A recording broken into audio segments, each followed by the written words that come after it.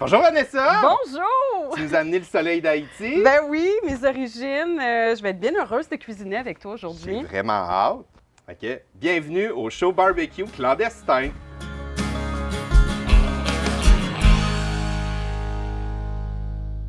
Aujourd'hui, on va faire un griot, Vanessa. Oui, le griot, ben c'est le plat réconfort, je dirais, des Haïtiens. Souvent, on mange ça, en tout cas chez moi, c'était le dimanche, parce que ça prend un certain temps de préparation.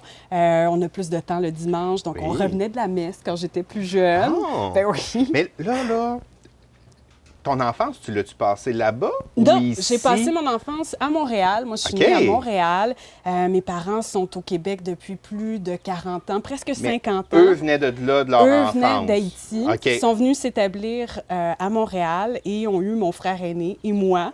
Et donc, on a grandi vraiment dans la tradition haïtienne pour la nourriture.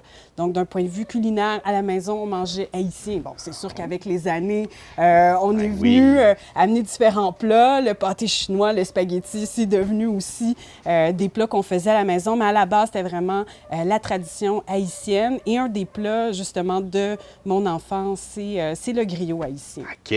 Plat réconfortant, goûteux, gros aussi quand même, mais qui fait plaisir. Alors, on ne le mange pas trop souvent, mais ça fait toujours plaisir. Fait que c'est comme le jambon des Haïtiens un peu. J'avais pas vu ça comme ça, mais effectivement, donc souvent, il est servi avec du riz, avec des fèves rouges. Oui. Donc, ça donne une petite coloration aussi au riz blanc à la base. Et du puis, riz collant? Non, pas du riz collant. OK. Souvent, à la maison, nous, c'est du riz basmati, donc à grains longs. Et puis, c'est ça, on fait cuire les haricots, les fèves rouges.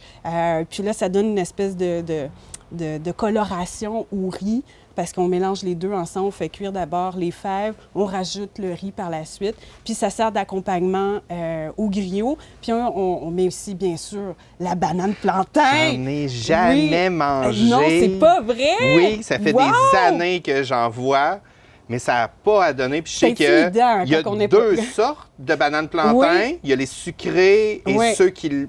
pas salés, mais ceux qui font plus des plats salés dans le fond. En fait, c'est le niveau de mûrissement. OK. Plus la banane est mûre, plus elle est sucrée. OK. Oui. Fait qu'on va faire ta marinade, j'imagine? Oui, la marinade, puis on va surtout découper la viande. Veux-tu qu'on en parle? Ben oui, de cet aspect-là, parce que ça peut être intimidant, hein? Au début, qu'on achète cette grosse pièce de viande-là, l'épaule de porc. Qui est une épaule de porc, oui. C'est à peu près une douzaine de dollars là, quand c'est bon marché. Et puis, l'idée, c'est qu'on veut enlever une bonne partie de la couenne. OK. Mais on veut pas tout l'enlever parce que ça donne du goût quand même pour la cuisson. Tu veux garder le gras, mais enlever la partie qui est plus difficile à craquer. Si vous faites plus attention à ce que vous mangez, bon, coupez carrément le gras avec la couenne. Mais moi, j'en laisse tout le temps un petit peu parce que ça donne du goût. Gardez l'os aussi pour la cuisson. Faire de la soupe, tout ça aussi. Parce que moi, j'ai déjà fait l'erreur d'enlever l'os. Puis là, ma mère est comme « wow, wow, wow, wow, wow ».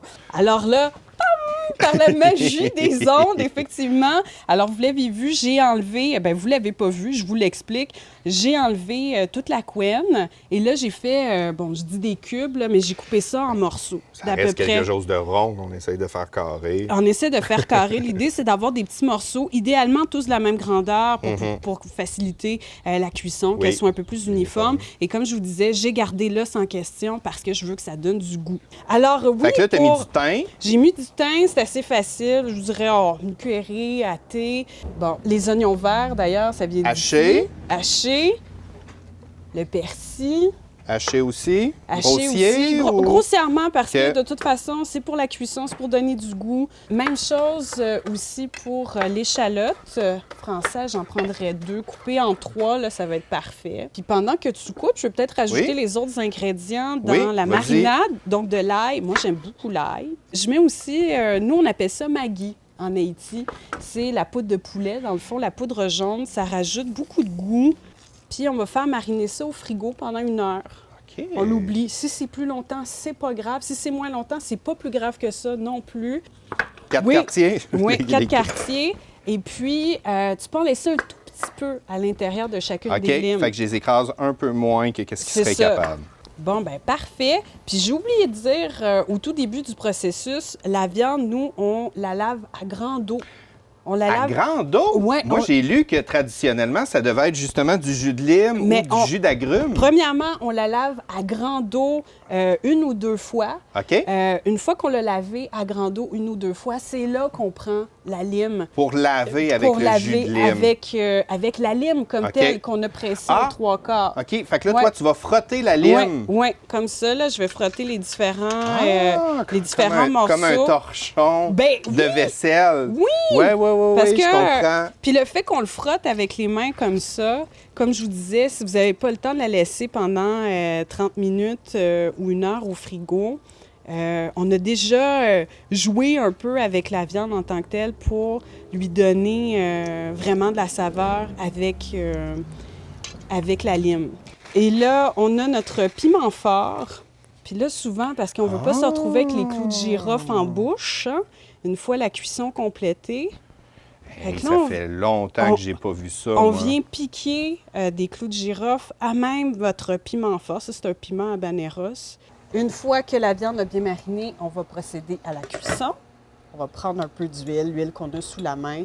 Là, on vient déposer les morceaux de viande. C'est un beau son. Hey, ça sent bon! Et là, on vient déposer le tout ici. Bon, là, notre chaudron est un peu petit. On peut faire en plusieurs étapes la cuisson. Une fois que l'ensemble de la surface est couverte, on vient recouvrir. Donc, pour ce qui est de la cuisson, on s'assure qu'il n'y ait plus d'eau, plus de liquide, qu'il n'y en ait plus dans le fond du chaudron en question. Là, on sait que la viande est cuite. Ouais. Donc, la cuisson, je vous dirais que c'est à peu près quoi? Une trentaine de minutes. OK. Entre 20 et 30 minutes, dépendamment de la quantité, bien sûr, que vous êtes en train de faire cuire. Un peu bouilli dans le fond. Oui, absolument. Oui. C'est en plein ça. OK. Oui. Puis par la suite, ben, on vient donner une couleur parce que, bon, la viande, elle n'aurait pas nécessairement une couleur attrayante. Donc, en la mettant par la suite dans l'huile, ben, ça va donner cette petite couleur-là, ce côté coloré, puis rajouter une autre texture aussi à la viande. Puis tu vas-tu garder tes légumes?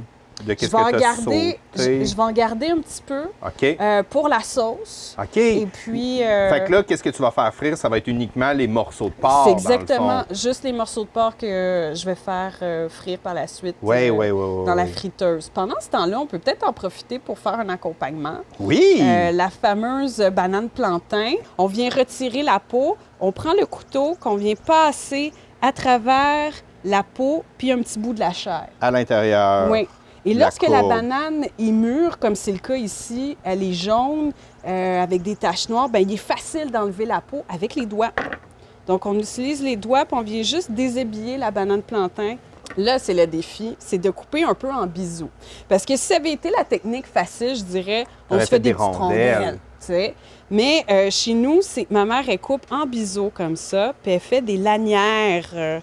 Des espèces de lanières comme ça. Le plus long possible? Le plus long possible. OK. Là, ce qu'on va faire, c'est qu'on va faire un peu comme on fait avec des patates frites. OK. On va les mettre dans de l'eau salée. Ça va prendre un autre cul de poule. Oui.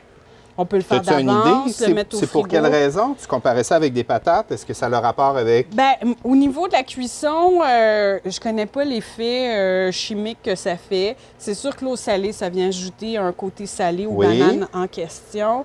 Est-ce que ce serait comme le blanchiment des pommes de terre? C'est une histoire de féculent au niveau de la pomme de terre quand on fait ça. C'est pour en enlever, pour éviter, pour qu'elle puisse devenir plus croustillante dans le fond. Bon, ben, ça doit être le même processus. Moins flexible. Fait que là, je ne sais pas si c'est une sorte de féculent, mais ça semble être une technique très semblable. L'idée, c'est pas d'en mettre trop à la fois. C'est une question de température. C'est ça. Fait que là, il ne faut pas qu'il colle aussi, j'imagine. C'est ça. Mais moi, je ne suis pas très bonne là-dedans, je vous le confie. Là. Ça arrive souvent que mes bananes plantains collent dans le fond du chaudron, puis dans le fond du panier. C'est un classique. En fait, c'est pour ça que je t'ai sorti ma cuillère de friture japonaise. C'est que tu essayes de faire un choc thermique avant qu'il touche le grillage. Mais là, souvent, en utilisant, avec des patates, c'est pas si pire, mais dès qu'on utilise quelque chose d'autre, c'est toujours comme agglutiné sur la grille parce que la grille était aussi chaude. Fait que là, moi, depuis que... J'avoue que ça, c'est facilitant. Là, vous voyez, ça remonte à la surface. Oui. Parfait. Donc, on fait cuire quelques minutes. Super. Dépendamment de l'épaisseur, bien sûr, des bananes plantains, le temps peut varier. Donc, une fois que la couleur est uniforme, que c'est opaque, qu'il y a un petit peu de brûlé si vous le voulez à mon Moi, goût, ça m'intéresse. Donc là, ça va être prêt. Donc, on y va vraiment par rapport à l'aspect. À la couleur. Puis pendant ce temps-là, on peut peut-être se couper un petit peu d'avocat. Moi, j'aime bien accompagner l'avocat, ça va mettre de la Je couleur. vois un poivron, Aussi. échalote française. Oui, peut-être couper un petit peu de la tomate et du poivron. Ça va être pour la sauce. Souvent, on accompagne le griot aussi d'une petite sauce. La sauce, pas compliquée, hein? Ça va être un peu de jus qu'on va garder de la cuisson du griot. On vient rajouter de la tomate. On vient rajouter un petit peu de poivron. Un peu d'huile. Comme ça? C'est parfait. Fait que là, Vanessa, on a fini de faire évaporer notre eau. Oui, là, on peut le voir. Là, la viande est cuite. La quantité d'eau qui s'est pas mal évaporée. Tu as réservé une partie du jus à l'intérieur dans un chaudron, je pense? Oui, pour faire la cuisson, j'ai pris un peu du jus de cuisson de la viande que j'ai rajouté avec les légumes que tu avais coupés. Oui. Là, c'est en train de mijoter à l'intérieur. Et le piment. Et le piment. Et là, cette viande, on va en prendre une partie, puis on va la faire frire pour lui donner une meilleure coloration. Là, on vient déposer. Ben, je pense que non. Je pense que moi, en tout cas, cette cuillère-là, moi, je l'adore. Donc, étant donné que les cubes de viande sont pas mal de la même grosseur, ça va prendre le même temps de cuisson. On parle de combien de temps approximativement? Je dirais 10-15 minutes. Et puis, ça va me permettre de vous parler de l'autre accompagnement qui est en fait le meilleur ami du griot, qui est le pickles. Moi, je l'ai acheté ici. On en vend notamment chez les pros à Rouyn-Noranda. Oui. Mais il est très facile de le faire. Avec Canne Aventure. Puis toutes les places aussi qu'il y a de la sauce barbecue, Vital se retrouve là. Moi, c'est une marque que j'apprécie vraiment beaucoup. Et c'est le pickles que j'ai découvert en premier. Ah oui! Fait que dans des hot dogs, c'est vraiment délicieux. Absolument. Dans des hamburgers, c'est vraiment très bon. Celui-là en particulier, il faut quand même avoir une bonne capacité à l'épicer, par exemple. Bien, vous le voyez, moi, ma mère, elle trouve que celui-là, il n'est pas assez piquant. Wow! Donc, OK. on commence avec celui-là. Oui, puis effectivement, oui. on voit quel niveau on est capable de tolérer.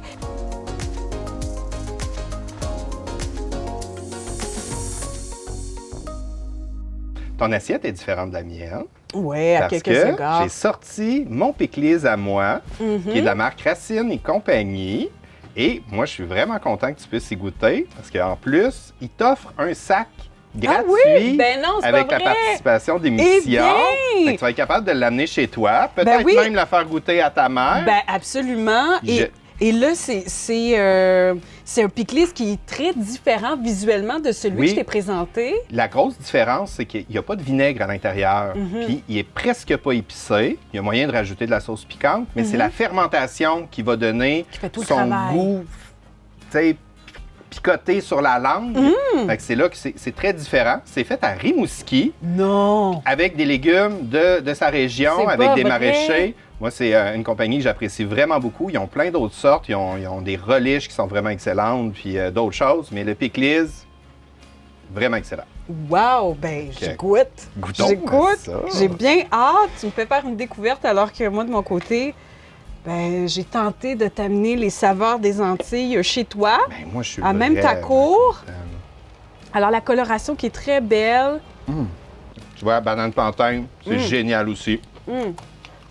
Fait qu'aujourd'hui, on a fait de la cuisine haïtienne traditionnelle. Ben oui. Je pense qu'on a réussi. Hey! Je pense que oui aussi. Ça goûte très bon. En tout cas, ça goûte ce que ça doit goûter. Fait que, merci beaucoup d'avoir participé. Puis, on se revoit pour un prochain épisode du show barbecue clandestin. Merci pour l'invitation. Bye-bye! C'est comme un hors-d'œuvre d'été. Un hors-d'œuvre d'été, tout léger, tout léger. Pas si léger que ça, mais... Hey, je me régale!